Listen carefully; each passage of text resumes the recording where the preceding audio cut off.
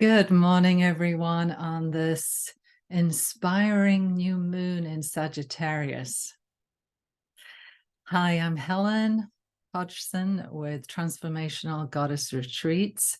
Welcome to those of you who are new to this new moon. Welcome back to those of you who've been following the new moon phases with me now for over a year. I think we started doing this, in the pandemic in 2020. So it's been a great way to stay connected with each other, right, during the pandemic. And of course, we all need the wisdom of the moon. The moon is always connected, always has been connected to the feminine, our ebb and flow, our cycles within, our emotions. And the new moon is a time to set new intentions. It's a time to start over. Farmers plant their seeds during the new moon phase because the ground holds more water. So the seeds actually grow better if they're planted during the new moon. And the moon is one of the oldest calendars. Our ancestors used the moon phases to know what the cycle was in the month, and they would follow the cycles of the moon. So the oldest calendar. And of course, as a modern society, we've lost connection with the rhythms and cycles of the earth and the moon phases. And as a result of that, we can get burnt out, right? Those of us who just feel like we have to keep going, go, and don't rest. The new moon is a time, like I said, to set intentions. The couple of days, 2 or 3 days before the new moon is the dark moon, where you can't see the moon at all, right? If you look up in the sky, that the moon is not visible. And that is an invitation to get quiet and rest. It's the time to go within. So during that time, it is the time not to be running around. It's the time to really honor the quiet times and go within. And then the new moon is the time to set your intentions. So we'll be doing a guided meditation. I'll be leading you through a guided meditation with some journal prompts at the end. So I always invite you to bring your journal and a pen. I have a candle here, but if you have one, you can light it too when we start the meditation. And of course, if you're in a quiet area at home, and turn off all your notifications so that you can be fully present for this hour. You know, Thanksgiving is in a day, so a lot of us are preparing for this time, this family time, cooking here in the United States. But your cooking can wait if you spend the time in quiet contemplation. It'll put you in a lot better mood so you can face what is waiting for you once we're finished in this time together. And I do invite you to take a walk afterwards, drink plenty of water, and like I said, have your journal handy so that you can write down your answers to the questions. So we're out of the dark underworld, so to speak, of the Scorpio new moon phase and the Scorpio in the sun. I'm a Scorpio sun, and I actually enjoy that time to go in the underworld. But now we're in Sagittarius. We're in Sagittarius sun and Sagittarius moon. And that's what creates the new moon, is when the sun and the moon are in the same sign. I don't know if anybody out there is a Scorpio sun or rising or moon at all in Sagittarius. Maybe you have a partner My husband is a Sagittarius, but he's right on the cusp of Sagittarius and Capricorn. So there's some things I can see relate to him. But also in all transparency, I just want to say I'm not a experienced astrologer. I am just fascinated by the phase of the moon and seeing ways in which we can utilize each of the signs as we go into the next moon phase. My expertise is certainly leading women on retreat. I offer transformational retreats in and around Southern California, but also the type of women that come to my retreats are the type of women that want to go within, want to utilize and see the benefit of slowing down, and so that they can best harness their energy during their life while using the ancient wisdom of the goddesses. Each of my retreats has a different theme. I've got one coming up in the spring of next year, and the focus is on awakening your inner Aphrodite. So I'll put a link to that retreat with information underneath the video when it gets uploaded to YouTube. So without further ado, if you're comfortable, you've got your water, your journal, your candle, let's look at the sign of the Archer. If you look at the phases of the moon, we see the crescent moon as the maiden, and we think of the Greek goddess Artemis. She has the bow and arrow. She aims her target, she focuses, and she lets go. So that is the energy of this new moon, and likening it to Artemis. The full moon is the sign of the mother, the prime stage. So we think of Selene, the goddess, and then the waning crescent moon after it's gone full is the crone, the wise woman, Hecate. So these three phases in the moon are the pre-patriarchal great goddesses, or the triple goddess. I'd like to read a poem to you. The soul, like the moon, is new and always new again. And I have seen the ocean continuously creating. Since I scoured my mind and in my body, I too, Layla, am new, each moment new. My teacher told me one thing: live in the soul. When that was so, I began to go naked and dance. And that is by Lal Ded, D-E-D. She's was a 14th century devotee of the Shiva worship. So Sagittarius is known as a threshold sign. And what I've been following Daniel Blackwood, by the way. She has, it did sound like Sappho, yes. Daniel Blackwood, I've been studying with her this past year. She's a sacred astrologist, fabulous woman. And also do recommend Jan Spiller's book, New Moon Astrology, for those of you who want to study a little bit more. But the threshold sign is bridging one season to the next. So in this case, autumn to winter. And it's a sign that is aligned with transformation, visionary growth, and in the element of fire. So if we think of fire, it's sparking new ideas, keeps us warm, gives us hope. If you think about our ancestors using fire to keep warm, it's sparking an idea, right? If anybody know any visionary Sagittarians, I know I do, they've always got a new idea, get very excited.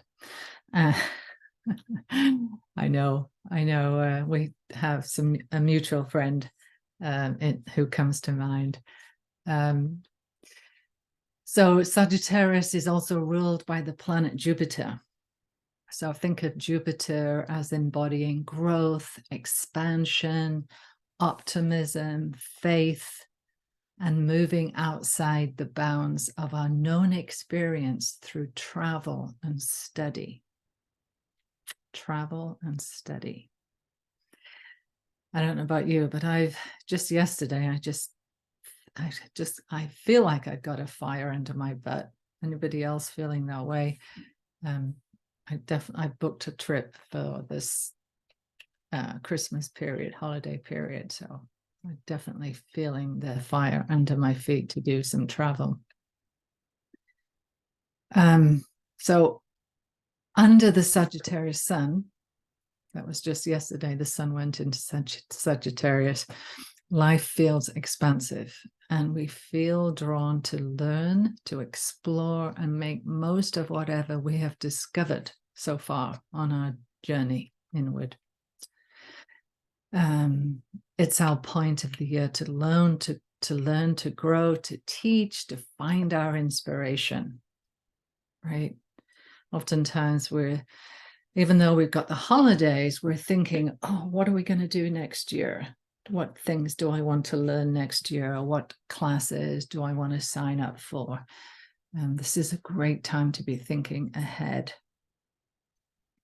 It also carries an energy to find adventure, to find lightness, especially after the Scorpio moon, sun and moon phase, and make the most of the rest of the year, right? We've only got about a month left at the end of the year. So that's another invitation to look at how we can bring more lightness and adventure into this last few weeks. And then, of course, looking forwards.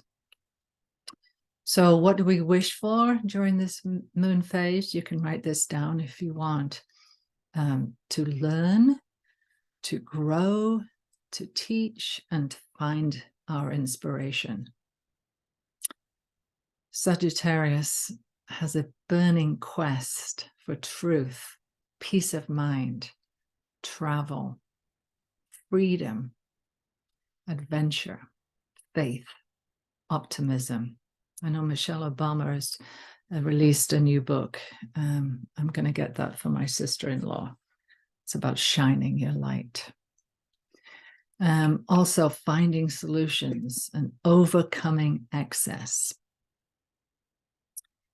Moving outside of our known experience through travel and study. And if there was ever a time to lose your inhibitions and take a challenge head on, it's during this phase. Sagittarius can fuel your need to start something new and plan for what will be. But this also means we need to leave the old behind as we open up to possibility, right? So we can't be dragging all those old beliefs or things that haven't been, finished. Things haven't been resolved. So yeah, it's been an intense year again. I feel like I said this 2 years ago, but there's a lot of uncertainty going on right now in our world. And it's that we have a tendency to stagnate when things are uncertain around us. But having that burning desire to start something new and focus in on our inner vision, we have to do, right? We have to do that.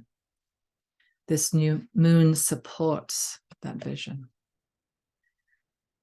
So, yeah, we can... this time of year can create a lot of frustration, and there's a lot of this time of year, it's all about giving. But what are you going to give for yourself, right? Delegating tasks so you're not doing it all yourself. I'm thinking particularly during this holiday season, especially for women. This new moon is also asking us to move towards peace of mind and harmony. And this new moon, like I said, under the sign of the Archer, The archer has extreme focus, aiming on your target and then releasing. One of our retreats, gosh, it's about, I don't know, 5 or 6 years ago, our theme was Artemis, the archer, and we had an archery lesson. And it was really interesting to have a discussion afterwards on what it felt like to hold the bow and arrow and to find the target. And then, of course, release, to let go once you have found that.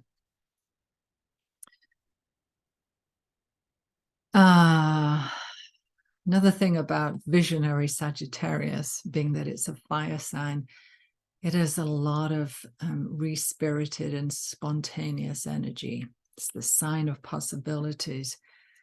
It's a great time to plan your next adventure. Amp up your message in your business. Hey, if you've got something you want to get out to your people, if you are a business coach, a writer, a journalist, wisdom keeper,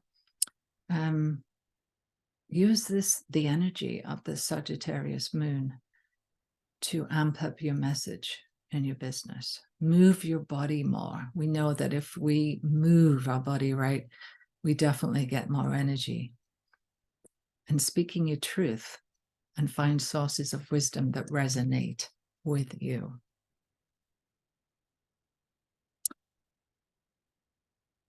Let's see.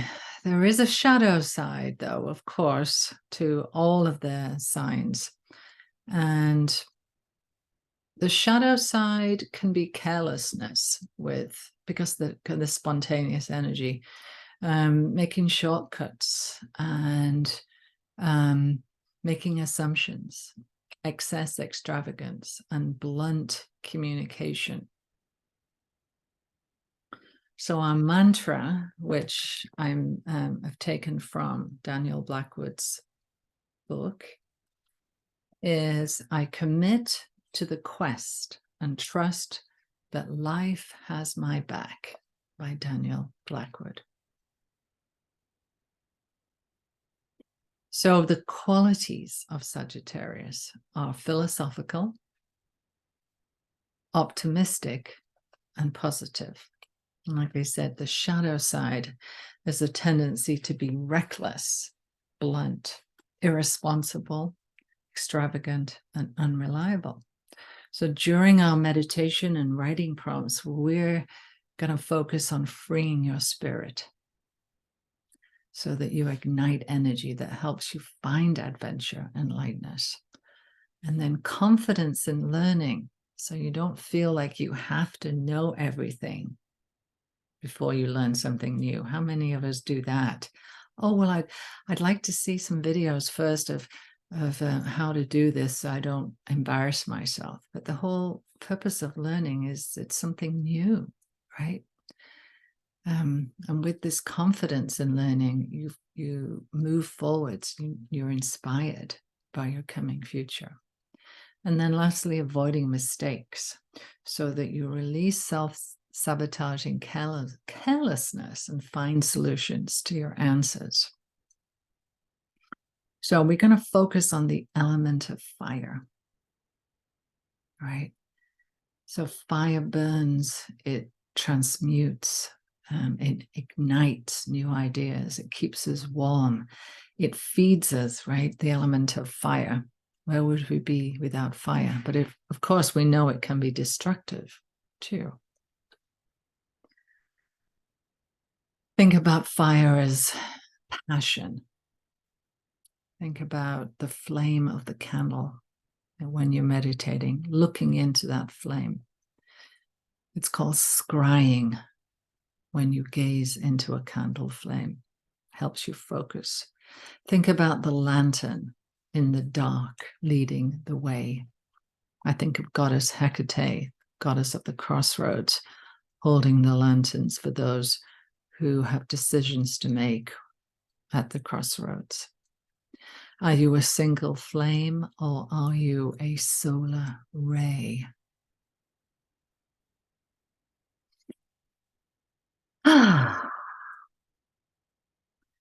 So I think it's time now to start our meditation. As you've got a good idea now of the element of fire we'll be focusing on, and the qualities of Sagittarius. So I'm going to light a candle for us all. You can light yours if you have one handy. And like I said, stare into the candle if you want.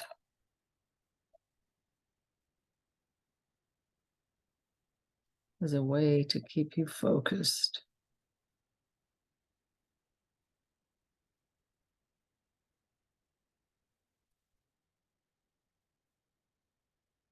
And if you have any of your favorite essential oils, you can use those as well.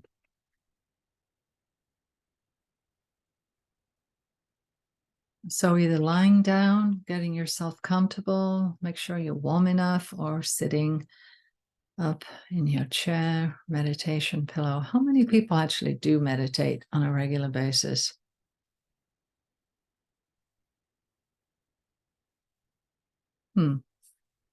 Yeah, I know sometimes it's difficult to find the time in the day, but I find doing it first thing in the morning, and then I know I've made time for it, is helpful.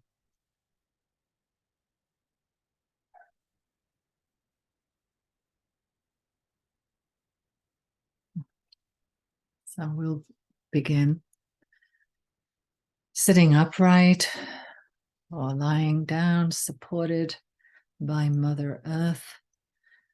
If you're sitting, grounding your feet, firmly plant them, and having a tall, long back. Gently closing your eyes. Our time to go within in the darkness without distraction. And taking 3 deep breaths together, we'll breathe in for 3 and hold at the top for 3. And then we'll exhale for the count of 3.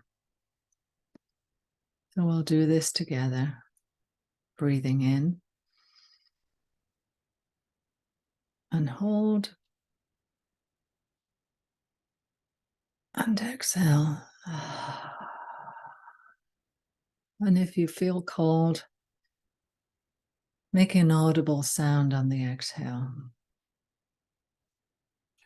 And as we go and do another one and then another breath after that, you'll find that you'll be able to breathe in for the count of 4, maybe 5, as your body relaxes. You're telling your parasympathetic nervous system to kick in. So breathing in and hold and exhale.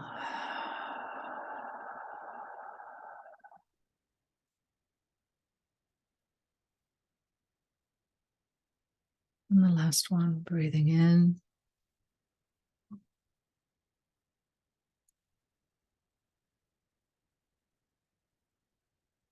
and then exhale.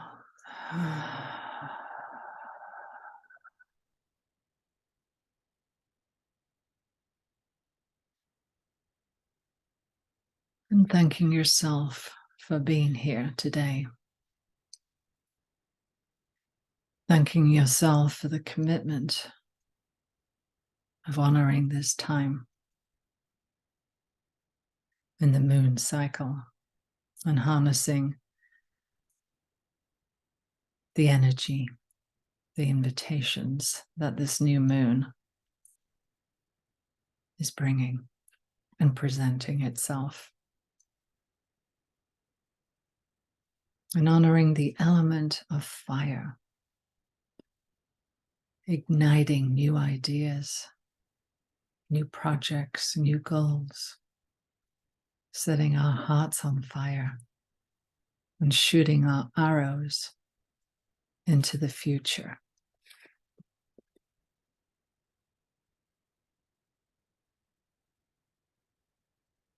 Breathing that in.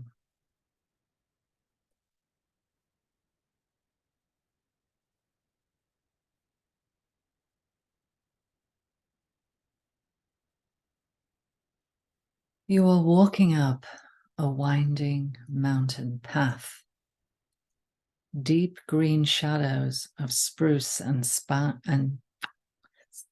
pine stand like sentinels, and the oaks and beeches are nearby here. A light snow has begun to drift lazily down, dusting the crunching, leaf-carpeted ground underfoot. It is twilight, and a waxing crescent moon appears overhead, glowing slim and bright in the late autumn sky. You have needed this, needed to get away from the constraints of civilized life, the constant barrage of school, work, and other people's expectations. You have felt caged and listless, and you wonder where your vitality has gone. You take a deep breath, inhaling the sharp green scent of the forest, and feel its living essence fill every part of you, instantly awakening and enlivening both your body and spirit. With each breath, you begin to feel a tingling sensation spreading through your body. A feeling of freedom overtakes you, and you burst into a run for the sheer joy of being outside. You feel your lungs expand and grow larger. Your arms and legs become heavier, more powerful, and you realize as you're running that you feel the cool mountain air rippling through your coat. The strength and power within you is intoxicating, and you easily jump over a large mossy log, leaving the path and plunging joyfully headlong into the woods. Nothing is an obstacle. You pause and stand up on two legs, raising your great shaggy head and sniffing the air. Your sense of smell is heightened. The images flash through your mind's eye, showing you a panoramic view of the terrain. In one direction, not far off, a mother deer and her fawn lie secreted in the foliage. In another area afield, you pick up the scent of the charred remains of a campfire that was once vacated the day before. From several miles away, a sweet, moist scent comes to you, a spring. You lumber off in that direction and hear the trickling before you see it. You arrive at the edge of the spring and bend your head to the water to shake your thirst. Your sides heaving and fleckled with sweat. You have never felt so satisfied or alive. Gradually you realize that you're returning to your human form, and having had your fill of mountain water, you settle cross-legged with your back against a great old oak. Night has fallen. Your breathing slows and deepens, and you take in the sounds of the forest. From somewhere far off, but getting closer, you hear the sound of dogs barking and of women singing and laughing. They come out of the woods just downstream from where you are sitting and make the motions of preparing to set up camp. As if she is alerted to your presence, the tallest of the women turns her head and fixes her sharp eyes on you. She is wearing a short deerskin tunic and carries a bow in her right hand and a quiver of arrows slung over her shoulder. She strides confidently in your direction on silent feet.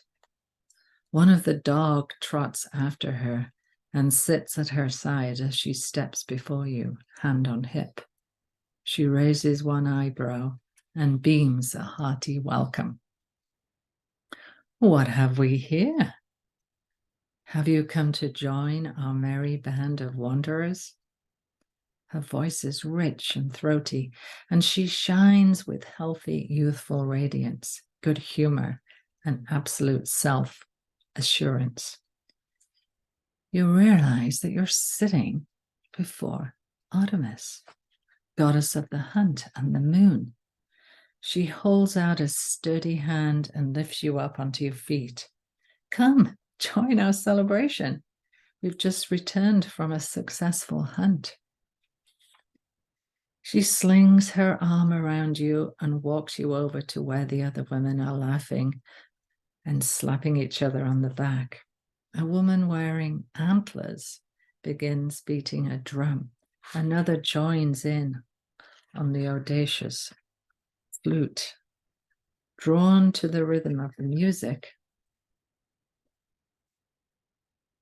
the women begin to dance, throwing their heads back, whooping and howling joyfully at the swelling moon. Some mimic the movement of bears in time with the cadence of the drum, shaking themselves out, grunting, and returning their heads this way and that way. Others leap high into the air like deers. You feel the throbbing pulse of the drum and join the ecstatic dance around the campfire. Although you have resumed your usual form, the experience of taking the shape of the she-bear resounds within you, and you move with wild abandon, embodying her powers. You are one with your body, moving alongside the blur of the other women who dance around you. In the dance, you lose all sense of time. You awake beside the growing coals of the campfire, wrapped against the morning chill in a deerskin blanket. A pale sun is rising. Artemis and her band of nymphs have already moved on to their next adventure. You rise and stretch, feeling recharged and empowered, ready to take your place at the helm of your waking life.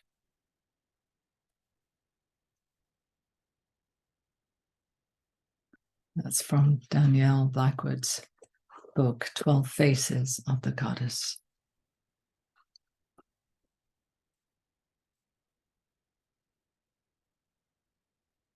So taking a moment before you open your eyes to drink in that experience, the smells, the sounds, the feeling in your body.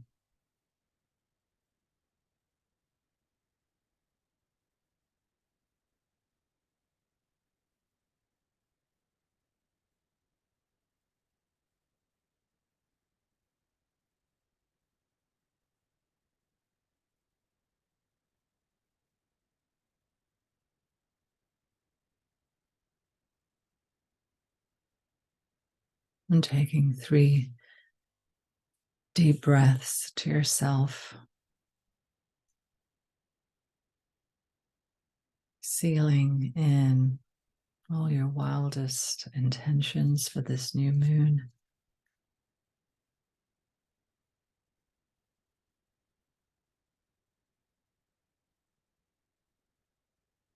Taking note of feelings that came up, thoughts that may have come up during the guided visualization meditation.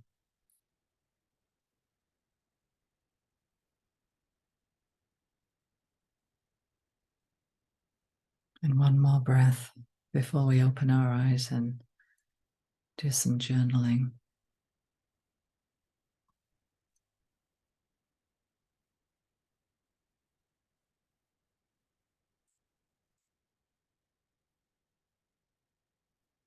And as you open your eyes, have a gentle gaze.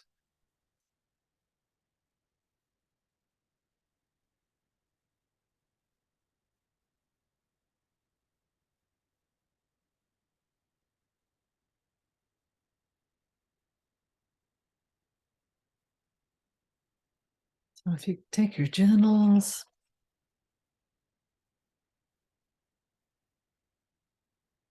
and our first question, if you write freely, don't edit yourself. We'll do about 3 to 4 minutes each question. I have 3 questions. The first one is, what lights your fire? What new project is burning in you? What message came to you during that meditation? A message in your business, perhaps, what you want to amp up, what came to you. So 3 minutes.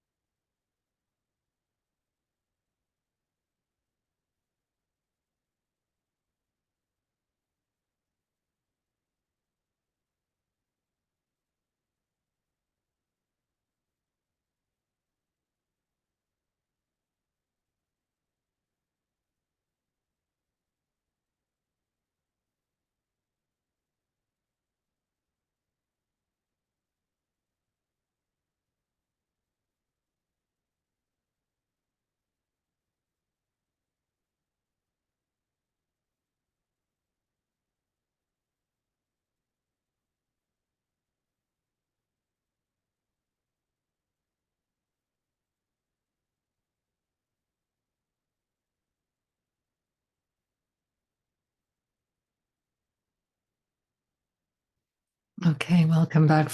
Ready for question number 2. What is holding you back from taking the first step, if at all? How can you start being more spontaneous or adventurous? Can you take risks? And what or how can you imagine your life to be with a positive expectation, considering Sagittarius reminds us of our quest for truth, right? So, what is holding you back, if anything, from taking the first step on starting a new project, or what's lighting your fire? Or what do you need to amp up? What is holding you back? And how can you start being more spontaneous or adventurous? And can you imagine your life with a positive expectation of taking this first step? Okay, 3 minutes. Just right. I know you can do it.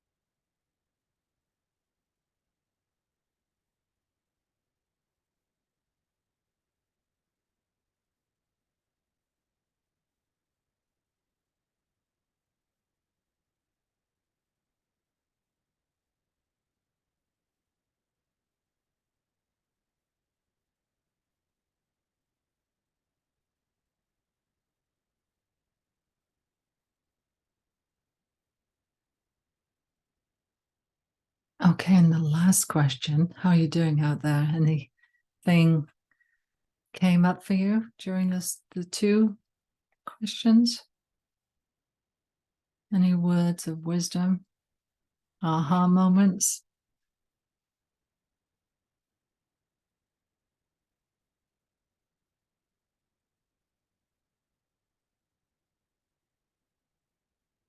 All right, let's move on. So, how have you been careless, if at all, when making a decision in the past? Maybe you were blunt in your communication or had a Pollyanna approach.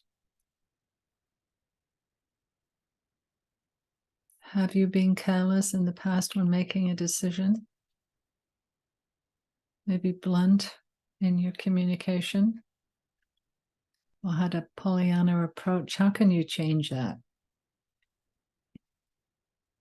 How may you have been careless, if at all?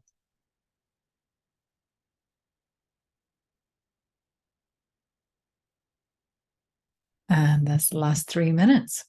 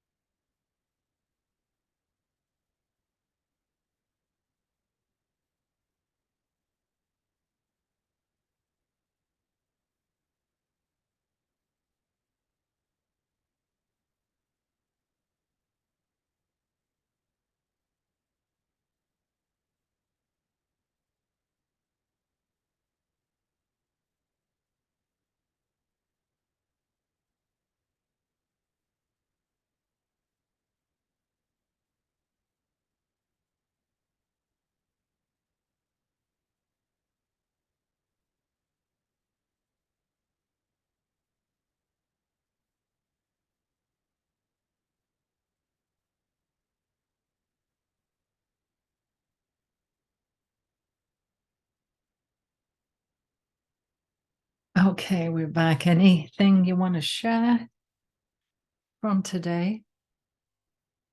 Anything that came up for you regarding amping up your message in your business?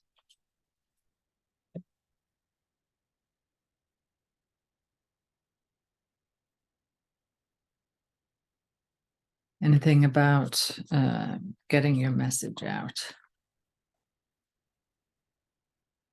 Any calls to action that you want to take?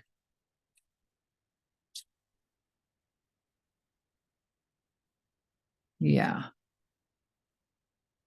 Need to publish my poems. Absolutely. Get your word out. Your words. Sorry. Get your words out. Your wealth of wisdom. But also, I know for me, I always remind myself, why do people, or ask myself, why do people need my words? Why do they need it? And coming from the perspective of how are you going to help people, right? Where are you going to take them? What journey are you going to take them on through your expertise, your poetry, or myself with the retreats? What do people get out of it?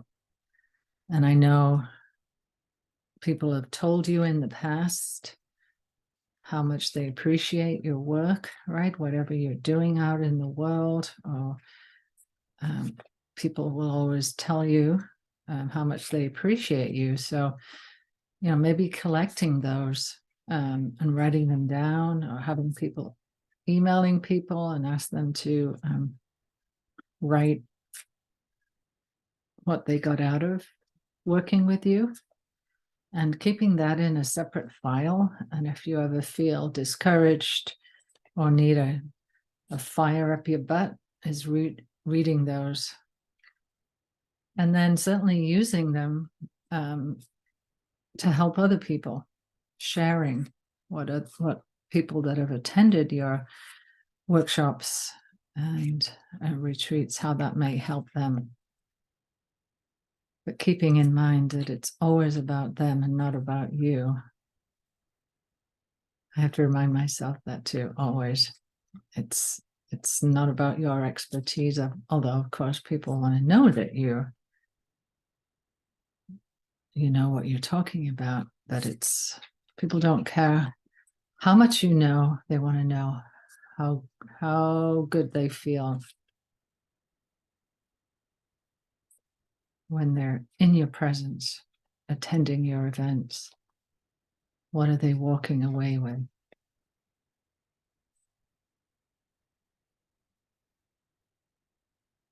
And Sagittarius, the fire starter, igniting new passions.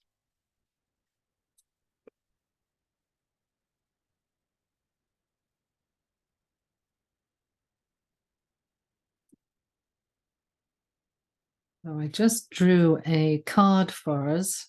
I always do a affirmation and intention card, and this one is it's about the wealth of protection. So the collective intention for us before we wrap up is, I am eternally protected by forces seen and unseen who conspire to ensure my safe passage through life. I am blanketed by the expansive protection of spirit guides and ancestral beings who love and safeguard me no matter my age or location.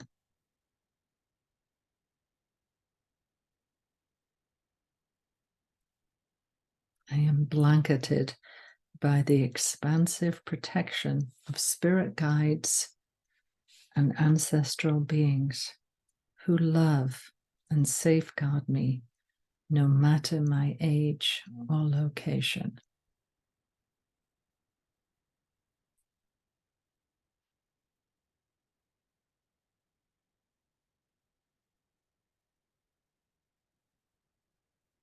So the next new moon is in Capricorn.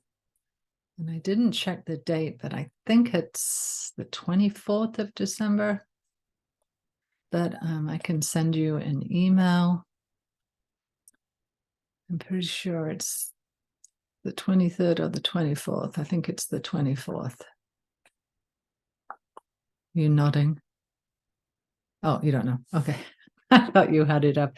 Oh, wait, I do have it. Let me look. I forgot. I closed all my windows. I always do that. Let me see. Just check real quick.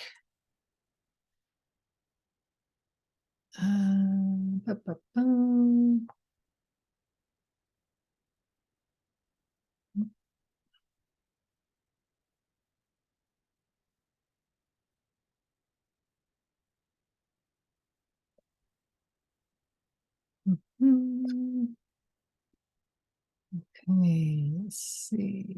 New moon. Capricorn.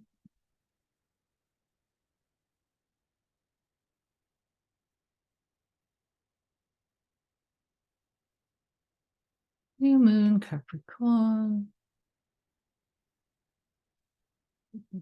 December 23rd. Yeah. So I will put out an email. So if you're enjoying these recordings, thank you so much for being here. If you're watching the replay, thank you so much. And yeah, really enjoy this new moon phase as a fire starter. Share it with your friends, and hope to see you next month. Enjoy this beginning of the holiday season, and as always, remember to have some quiet time alone before you embark on all your festivities. Get out in nature and continue to journal. And I'll see you next month, if not sooner. Bye, everyone.